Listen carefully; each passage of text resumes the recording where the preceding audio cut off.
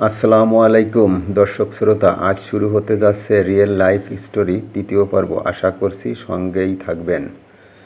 বাবার সংসার অর্থনৈতিকভাবে পতনের শুরুর দিকে। আমার ছোটবেলা, দিন ছিল মঙ্গলবার, বাবা হাটে গিয়েছে। সময় বিকেল গড়িয়ে সন্ধ্যার একটু আগে।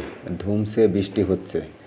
আমাদের রান্নাঘরটা কাঁচা মাটির, বাঁশের খুঁটি, সোনের ছাউনি, পুরাতন হয়ে গিয়েছে ঘরটা। আমার মা রাতের খাবার রান্নার জন্য মাটির হাঁড়িতে মাটির চুলায় চাল বসিয়ে দিয়েছে।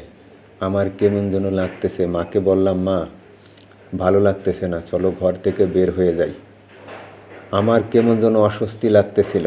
যাই হোক, বৃষ্টি পড়তেছিল। আমরা বের হলাম অন্য ঘরে যাওয়ার জন্য। বের হতেই রান্নাঘরটা ধপ করে পড়ে গেল মাটিতে। আল্লাহর অশেষ রহমত, ওই দিন একটা দুর্ঘটনা হতে পারত সময় মতো রান্নাঘর থেকে বের না হলে। দর্শক শ্রোতা, আজকের তৃতীয় পর্ব এখানেই শেষ। পর্বগুলো ধারাবাহিকভাবে দেখার অনুরোধ রইল।